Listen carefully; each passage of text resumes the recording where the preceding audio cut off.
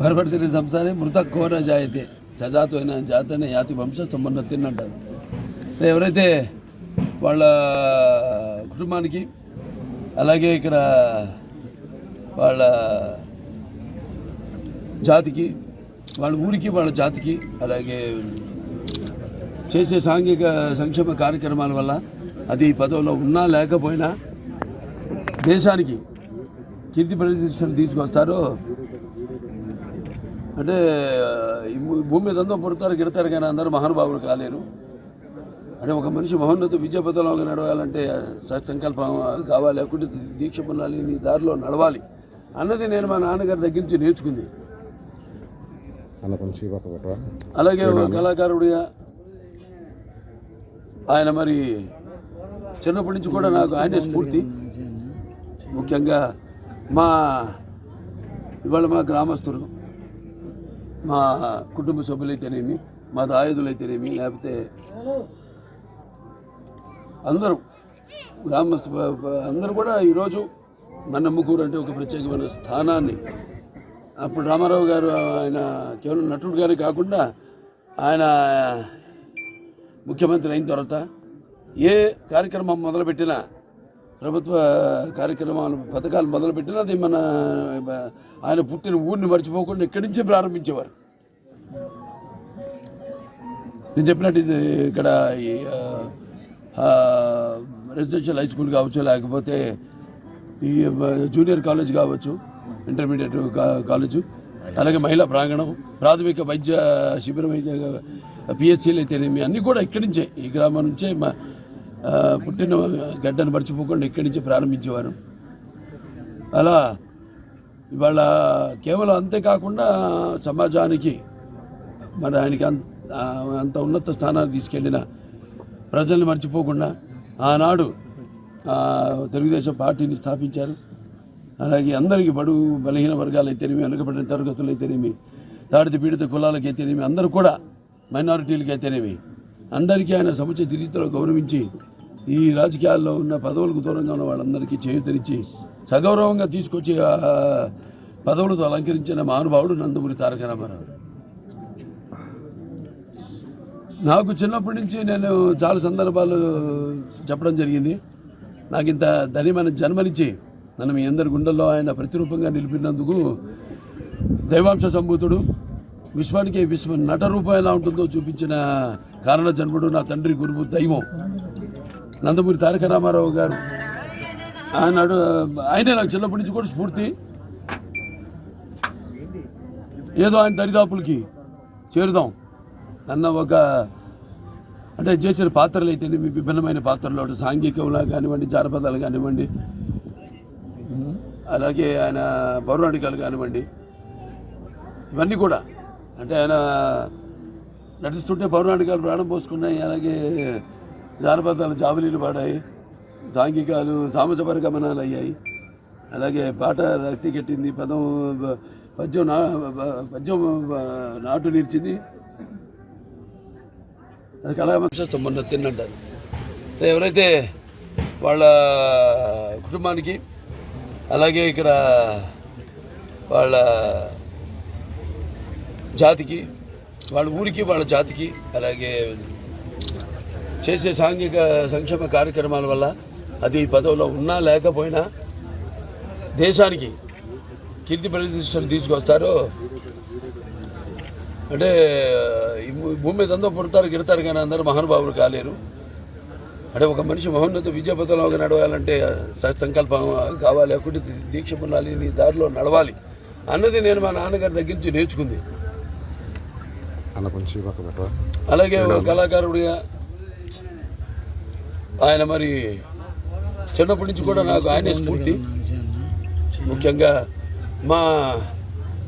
ఇవాళ మా గ్రామస్తులు, మా కుటుంబ సభ్యులైతేనేమి, మా దాయుదులైతేనేమి, లేకపోతే అప్పుడు రామారావు గారు ఆయన కేవలం నటుడుగానే కాకుండా ఆయన ముఖ్యమంత్రి అయిన తర్వాత ఏ కార్యక్రమం మొదలుపెట్టినా, ప్రభుత్వ కార్యక్రమాలు పథకాలు మొదలుపెట్టినా అది ఆయన పుట్టిన ఊరిని మర్చిపోకుండా ఇక్కడి నుంచే ప్రారంభించేవారు. నేను చెప్పినట్టు ఇది ఇక్కడ రెసిడెన్షియల్ హై స్కూల్ కావచ్చు, లేకపోతే ఈ జూనియర్ కాలేజ్ కావచ్చు, ఇంటర్మీడియట్ కాలేజు, అలాగే మహిళా ప్రాంగణం, ప్రాథమిక వైద్య శిబిరం అయితే పిహెచ్సీలు అయితేనేమి అన్నీ కూడా ఇక్కడి నుంచే, ఈ గ్రామం నుంచే మా పుట్టిన గడ్డను మర్చిపోకుండా ఇక్కడి నుంచే ప్రారంభించేవారు. అలా ఇవాళ కేవలం అంతేకాకుండా సమాజానికి మరి ఆయనకి అంత ఉన్నత స్థానాన్ని తీసుకెళ్ళిన ప్రజల్ని మర్చిపోకుండా ఆనాడు తెలుగుదేశం పార్టీని స్థాపించారు.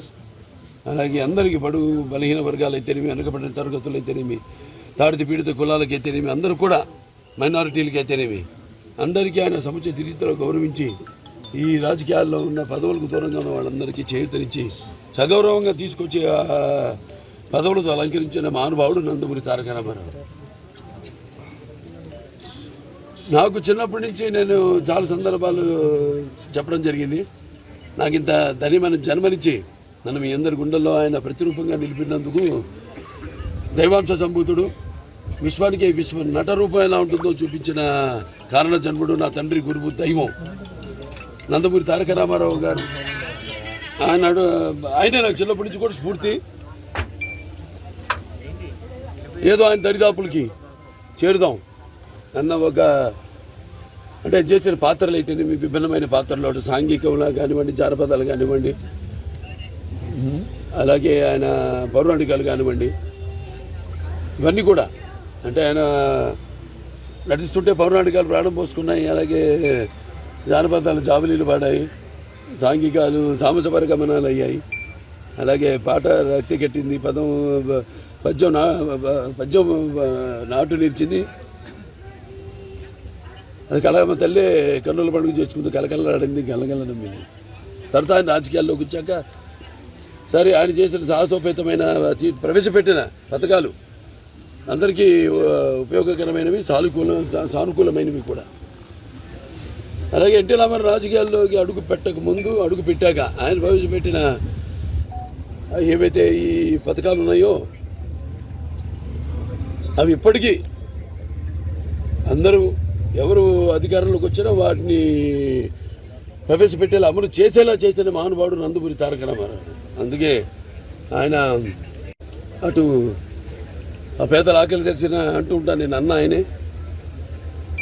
అలాగే జనత భవితకు దారి చూపిన, భవిష్యత్తు చూపిన అమ్మ ఆయనే. అలాగే ఆయనకి తోడుగా ఉన్న మహిళలకి ఆర్థిక స్వాతంత్రం ఇచ్చిన అన్న కూడా నందమూరి తారక రామారావు. అలాగే మా అమ్మగారు బసవరామ తారకం గారు, ఆవిడ త్యాగం అంటే నాన్నగారితో కూడా ఉంటూ ఆయన మరి జీవన శైలి తగ్గట్టుగా మరి ఆవిడ కూడా ఎంతో ఆయన ఉన్నత స్థితి రావడానికి ముఖ్యమైన అంటే మేము సినిమాల్లో ఊరికే నేను చెప్పడం, ఎస్పెషల్లీ నా సినిమాలు చూస్తే మీరు ఆ సినిమాలో ఒక సందేశం ఉంటుంది. గత 4 సినిమాలు నా విజయవంతమయ్యాయంటే అఖండ అంటే పిల్లల జోలికి వచ్చిన, ప్రకృతి జోలికి వచ్చిన, ధర్మం జోలికి వచ్చిన ఏమవుతుందో అనేది చూపించాం. అలాగే ఒక వీరసింహారెడ్డి తెలివి, ఒక నాన్నగారి ఏదైతే ఈ రక్త సంబంధం ఉందో అలా ఒక అన్న చెల్లెళ్ళ మధ్య బంధం. అలాగే ఒక నేలకొండ భగవత్ కేసరి అంటే ఇక్కడ పిల్లలు కూడా ఉన్నారు. మరి గుడ్ టచ్, బ్యాడ్ టచ్ ఒక మంచి సందేశం ఇవ్వడం జరిగింది ఆ సినిమా ద్వారా. అలాగే డాకు మహారాజు ఉందంటే నేను ఒక రాయలసీమ బిడ్డని, అంటే నేను ఒక రాయలసీమ ఎమ్మెల్యేని. బాలకృష్ణ అంటే అంటారు అందరూ రాయలసీమ బాలకృష్ణ అడ్డా అని. అక్కడ నీటి సమస్య తెలుసు నాకు. నాన్నగారి నుంచి కూడా ఆ నీటి సమస్యను రూపుమాపడానికి, వాళ్ళ దాహార్తి తీర్చడానికి మరి ఎన్నో ఆయన మానసిక పత్రికలు, ఒక తెలుగు గంగ కావచ్చు, లేకపోతే ఒక గాలి నగిరి కావచ్చు, ఒక ఇప్పుడు హెచ్ఎన్ఎస్ఎస్ కావచ్చు, అందరి నివాస సృజల స్రవంతి, ఇవన్నీ కూడా ఆయన ఇప్పుడు వాటి కోసం ఒక రూపకల్పన చేయడం జరిగింది. తర్వాత చంద్రబాబు నాయుడు గారు, మన ముఖ్యమంత్రి గారు గౌరవనీయులు నారా చంద్రబాబు నాయుడు గారి అప్పుడు అధికారంలో వచ్చినప్పుడు ఆయన వాటిని పూర్తి చేసేదాకా సుమారుగా తీసుకొచ్చిన దాన్ని మళ్ళీ సరే ఆ మధ్యలో ఇప్పుడు మనకు వచ్చినట్టు గత 5 సంవత్సరాలు ఎలా ఒక అంధకార బంధురం అలా. తర్వాత మళ్ళీ నేను అక్కడ ఎమ్మెల్యేగా ఉండగానే నీళ్ళు ఇవ్వడం జరిగింది. ఇదంతా కాకతాళీయమో యాదృచ్ఛికమో నాకు తెలియదు, కానీ స్వచ్ఛందంగా ఆ దృఢ సంకల్పంతో చేసే వాళ్ళకి ఎప్పుడు ఏదైనా సాధ్యం. అభినవ భగీరథులు అవ్వడానికి అయితేనేమి, ఒక అన్నదాతలు అవ్వడానికి అయితేనేమి, వీటిలన్నిటికీ ఉదాహరణ. ఇవాళ మా అమ్మగారు బసవ తారకం గారి ఒక స్మృత్యర్థం Basavaram Tarakam Indo American cancer hospital and research ఇన్స్టిట్యూట్కి నేను చైర్మన్ కావడం 15 సంవత్సరాలుగా క్యాన్సర్ బారిన పడిన రోగులకు అందరికీ కూడా అందించడం, మనం వైద్యం అందించడం అతి తక్కువ ధరకి, అలాగే నాణ్యమైన అంటే అంతర్జాతీయ ప్రమాణాలతో కూడిన వైద్యాన్ని అందించడం. ఇవాళ మన భారతదేశంలోనే ఉత్తమ సింగిల్ స్పెషాలిటీ క్యాన్సర్ హాస్పిటల్లో ఒకటిగా మన Basava Tarakam hospital, Basava Tarakam Indo American cancer hospital research ఇన్స్టిట్యూట్కి స్థానం కల్పించడం, ఇవన్నీ కూడా అందరు కూడా ఇందులో భాగస్వామ్యం ఉంటుంది. పనిచేసి అంటే యథారాజా తథా ప్రజ అన్నట్టు మరి మనం సంకల్పం నడిపించేవాడు.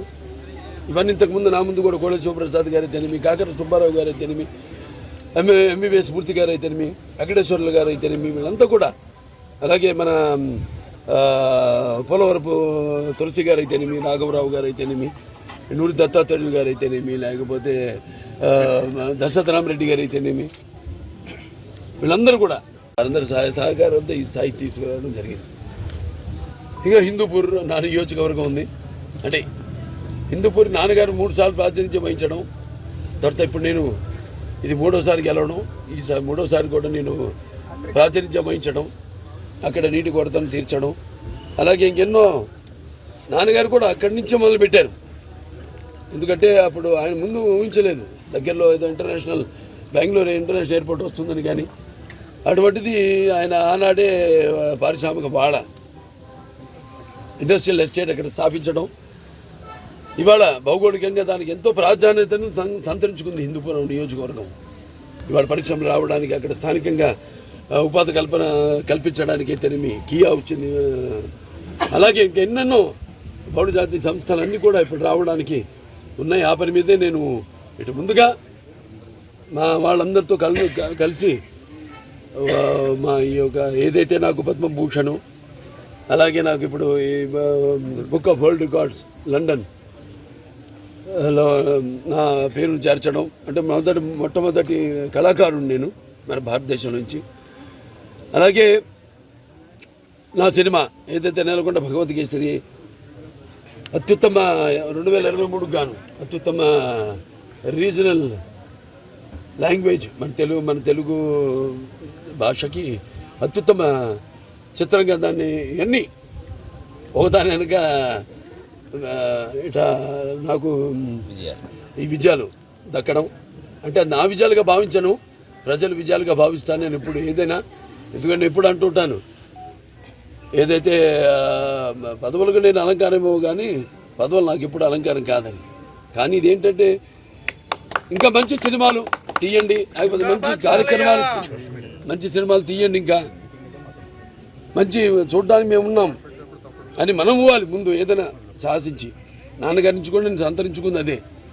తోడు దొంగలు అయితే, ఒక పిచ్చి పిల్లలు అయితే, అటువంటి సినిమాలు ఆయన ముందు ఆలోచనతో తీయడం జరిగింది.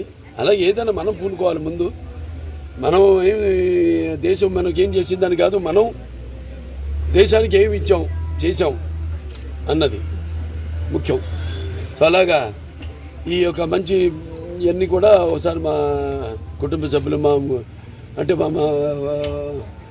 మా ఇక్కడ గ్రామస్తులు అయితే మీ అందరితో కూడా ఈ సంతోషాలన్నీ పంచుకోవాలని ఇక్కడికి నిన్నదాకా నేను అఖండ డబ్బింగ్లో ఉన్నాను. హిందీ తెలుగు ఎప్పుడో చెప్పేశాను, అది 5 రోజులు పట్టింది, 4 రోజులు అయిపోయింది. అంటే నేను చెప్పేది మొన్న తెలంగాణ రాష్ట్రంలో కూడా వరదలు వచ్చాయి. అక్కడ అటు కామారెడ్డి జిల్లా అయితేనేమి, జగిత్యాల జిల్లాలు అయితేనేమి వర్షం వల్ల వరదల వల్ల ఎంతోమంది ప్రాణాలను పోగొట్టుకున్నారు, ఎంతో ఆస్తి